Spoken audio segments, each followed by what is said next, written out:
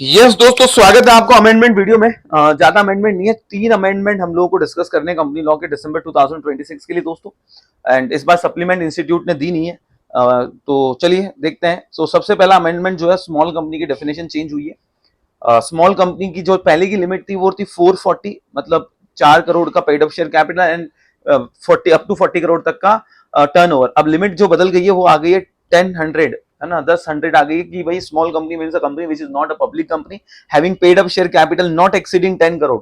उसका paid up share capital 10 crore से ज्यादा नहीं होना चाहिए एंड टर्नओवर 100 करोड़ से ज्यादा नहीं होना चाहिए। दोनों भी लिमिट में होनी चाहिए, तो ये आपको स्मॉल कंपनी बोलेंगे। और वो पहली बात, वो आपकी ये कंपनी नहीं होनी चाहिए, कौन सी, पब्लिक कंपनी नहीं होनी चाहिए दोस्तों।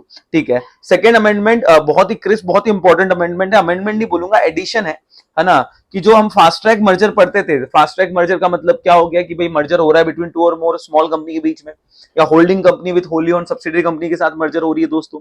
फिर 1 or more small company basically startup company के साथ मर्ज कर रही है, या 2 और मोर स्टार्टअप कंपनी के साथ मर्जर हो रहा है। तो ये 4 तो ऑलरेडी थे, अब उसमें 4 और ऐड कर दिए कि भाई अगर ये 4 कंपनियों का भी मर्जर होता है ना, तो आपके पास भी ऑप्शन है कि भैया आप स्टार्टअप आप क्या कर सकते हो, शॉर्टकट तरीके से या फास्ट ट्रैक मर्जर कर सकते हो। आपको 230 वाला लॉन्ग कट प्रोसेस अपनाने की जरूरत नहीं है। हालांकि चॉइस आपकी है, आप चाहो तो लॉन्ग कट पे से भी जा सकते हो, आप चाहो तो फास्ट ट्रैक मर्जर से भी जा सकते हो। तो 4 नई कंपनियां ऐड करती है कि भाई ये आपके पास भी ऑप्शन है कि सेक्शन 233 में आप अपना फास्ट ट्रैक मर्जर करवा सकते हो, जहां पे आप सेंट्रल गवर्नमेंट को अप्लाई करोगे, एनसीएलटी के पास जाने की जरूरत नहीं है।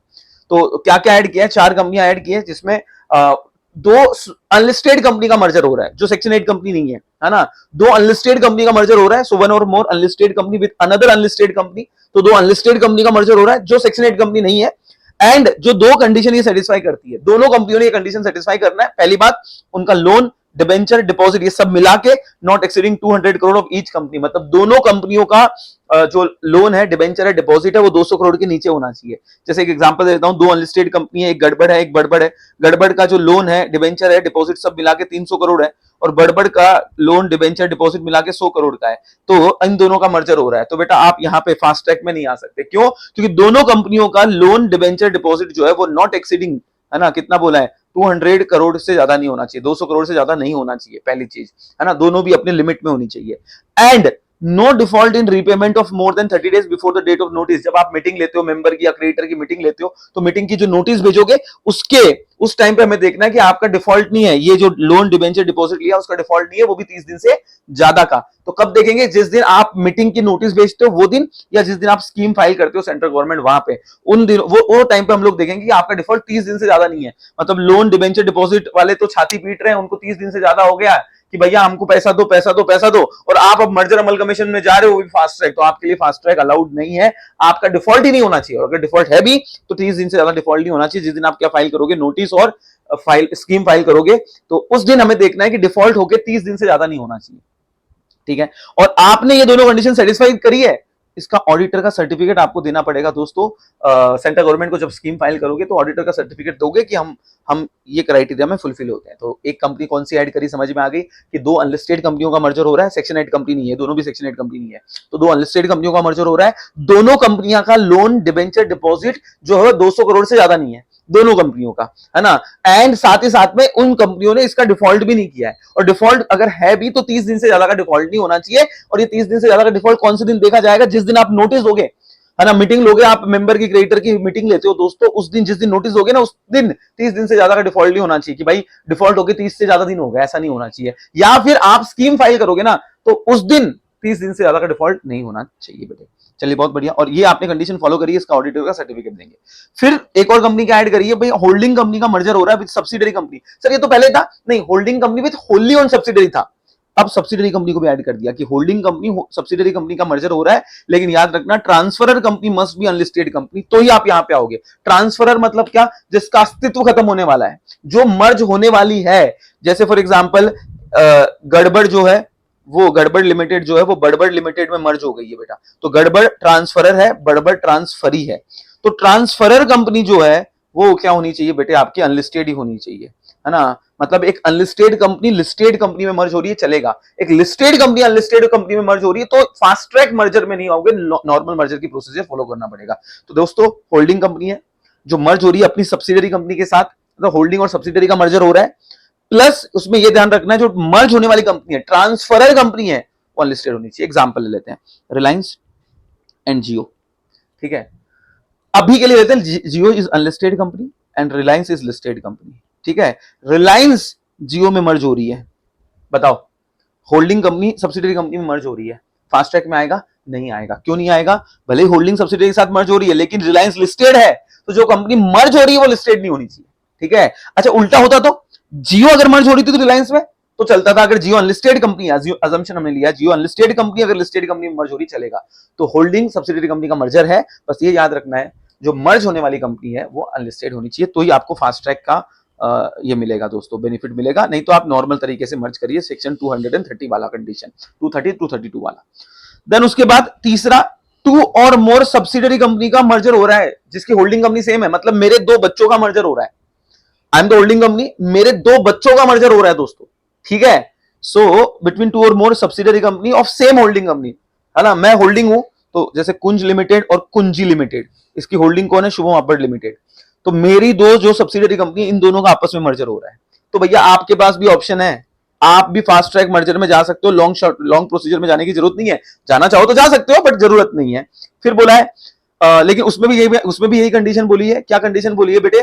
कि भाई ट्रांसफरर कंपनी जो है वो क्या होनी चाहिए बेटे? Transferor company must be unlisted company, है ना। तो जो मर्ज हो रही है वो अनलिस्टेड होनी चाहिए, तो यहां पे भी चलेगा। और चौथा, अगर फॉरेन कंपनी जो है वो अपने Indian Holi own subsidiary company के साथ मर्ज हो रही है, इसको रिवर्स मर्जर बोलते हैं।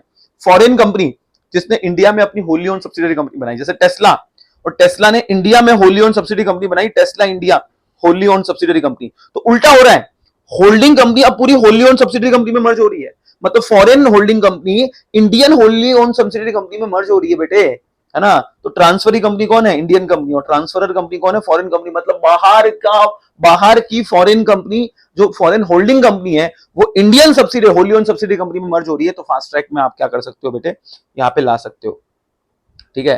तो डी पॉइंट समझ में आ गया बेटा आपको? तो चार कंपनियां कौन सी ऐड हुई है आपको, आई होप सो समझ में आ गया होगा बेटा। चौथी कंपनी कौन सी है? समझ में आ गया कि फॉरेन होल्डिंग कंपनी है, जैसे फॉर एग्जांपल गूगल, ठीक है। फिर Google India is a Holi own subsidiary of Google बेटे, ठीक है ना। Google India is a Holi own subsidiary. तो आज गूगल वाली जो कंपनी है, वो जो फॉरेन होल्डिंग कंपनी है, वो गूगल इंडिया में मर्ज हो रही है बेटे, ठीक है। और ट्रांसफरी कंपनी कौन है? Indian company. जो इंडियन गूगल इंडिया है वो ट्रांसफरी कंपनी है। तो उस केस में भी आपको लॉन्ग प्रोसीजर में जाने की जरूरत नहीं है। तो दिस इज दी फोर्थ, चार पॉइंट जो और ऐड हो गए हैं कि भाई आप फास्ट ट्रैक तरीके से मर्जर कर सकते हो, आप फास्ट ट्रैक तरीके से मर्जर कर सकते हो दोस्तों। तो कौन सी चार है, एक बार वापस रिपीट कर देता हूं। दो अनलिस्टेड, ये इंपॉर्टेंट है, इससे एग्जाम में क्वेश्चन आ सकता है। स्मॉल कंपनी से चांसेस कम है, अब पूछ सकते हैं, बट ठीक है, यहां पे आने के चांसेस कम है। दो अनलिस्टेड कंपनी का मर्जर हो रहा है, दोनों सेक्शन 8 कंपनी नहीं है, ठीक है। एंड उन्होंने दो कंडीशन सेटिस्फाई करी है। कंडीशन नंबर 1, उन दोनों कंपनियों का loan debenture deposit not exceeding 200 crore, 200 crore से ज्यादा नहीं होना चाहिए, प्लस उस लोन डिबेंचर डिपॉजिट का डिफॉल्ट नहीं होना चाहिए फॉर मोर देन 30 डेज, 30 दिन से ज्यादा का डिफॉल्ट। 30 दिन से ज्यादा मतलब डिफॉल्ट करके 30 दिन हो गए हैं, ऐसा नहीं होना चाहिए। और ये 30 दिन कब देखते हैं? जब जिस दिन हम नोटिस देंगे उस दिन 30 दिन से ज्यादा का डिफॉल्ट नहीं होना चाहिए, या स्कीम फाइल करेंगे उस दिन 30 दिन से ज्यादा का डिफॉल्ट नहीं होना चाहिए। और ऑडिटर इस चीज का सर्टिफिकेट देगा गवर्नमेंट को, सेंट्रल गवर्नमेंट को, कि स्कीम 233 में कि यस हम ये दोनों कंडीशन सेटिस्फाई करते हैं। तीसरी चीज, होल्डिंग कंपनी विद सब्सिडरी, अच्छा दूसरी चीज sorry, holding company with subsidiary company. Sir holding company with Holi own subsidiary तो ऊपर कवर था, अब होल्डिंग कंपनी सब्सिडरी कंपनी के साथ मर्ज हो रही है, होली ओन नहीं है, ओनली सब्सिडरी कंपनी के साथ मर्ज हो रही है, जिसमें ट्रांसफरर कंपनी क्या है बेटा? अनलिस्टेड है। तो ट्रांसफरर कंपनी लिस्टेड होगी तो यहां नहीं आओगे। ट्रांसफर देखो, होल्डिंग कंपनी है, सब्सिडरी कंपनी है। एग्जांपल ले लेते हैं, Reliance is a holding company, ठीक है, और जियो इज अ सब्सिडरी कंपनी। वापस है, जियो समझो अनलिस्टेड है, रिलायंस लिस्टेड है। चलो रिलायंस मर्ज हो रही है जियो में, तो यहां आएगा क्या? नहीं आएगा, क्योंकि कौन मर्ज कौन हो रही है? Transferor company unlisted company, sorry listed company है, अनलिस्टेड कंपनी में मर्ज हो रही है। नहीं, हम चाहते हैं भाई ट्रांसफरर कंपनी जो है वो क्या होनी चाहिए? अनलिस्टेड होनी चाहिए, है ना। जिसका अस्तित्व खत्म हो रहा है ना, वो अनलिस्टेड कंपनी है और वो अपनी सब्सिडरी में मर्ज हो रही है, तो चलेगा, ठीक है ना। फिर चौथा बोला गया है, तीसरा बोला गया है कि एक होल्डिंग कंपनी के दो होली ओन सब्सिडरी कंपनी है, एक ही होल्डिंग कंपनी, दोनों का बाप एक ही है, ठीक है। उन दो होली ओन सब्सिडरी कंपनी के बीच का मर्जर हो रहा है, दोनों का होल्डिंग कौन है? एक सेम कंपनी है। तो उन दोनों कंपनियों का मर्जर जो है वो फास्ट ट्रैक में कर सकते हो आप, बट अगेन ट्रांसफरर कंपनी क्या होनी चाहिए? ट्रांसफरर कंपनी दोस्तों वो अनलिस्टेड होनी चाहिए। और चौथा, हमारी holding foreign company, foreign holding company Indian subsidiary company में मर्ज हो रही है, होली ओन सब्सिडरी कंपनी में। जैसे टेस्ला टेस्ला जो कंपनी है वो टेस्ला इंडिया जो होली ओन्ड सब्सिडरी कंपनी है उसमें मतलब बाहर की कंपनी हमारे यहाँ पे मर्ज हो रही है, ठीक है, रिवर्स मर्जर बोल सकते हो उसको, बड़ी कंपनी छोटी कंपनी में मर्जर हो रही है। तो holding company wholly owned subsidiary company में मर्ज हो रही है, और उसमें ट्रांसफरी कंपनी कौन है? ट्रांसफरी कंपनी इंडियन कंपनी है, मतलब जो बच रही है वो इंडियन कंपनी है, एंड ट्रांसफरर कंपनी कौन है? फॉरेन है। तो आपको बेटा आप क्या कर सकते हो दोस्तों, फास्ट ट्रैक में जा सकते हो।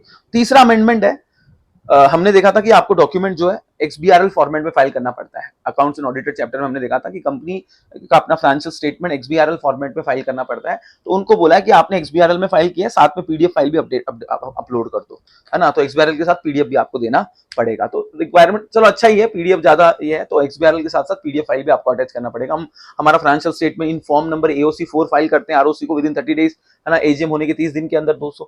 तो वो फॉर्म XBRL में हम फाइल करते थे, सारा डॉक्यूमेंट हमारा फाइनेंशियल स्टेटमेंट XBRL में जाता था, अब आपको PDF फाइल पे अपलोड करना पड़ेगा। तो ये 3 छोटे अमेंडमेंट थे, 10-11 मिनट में हो गया है, जल्दी से इसको। बट एक क्वेश्चन मैं एक्सपेक्ट कर रहा हूँ, इससे दूसरे वाले से मैं एक्सपेक्ट कर रहा हूँ क्वेश्चन आने के चांसेस हैं।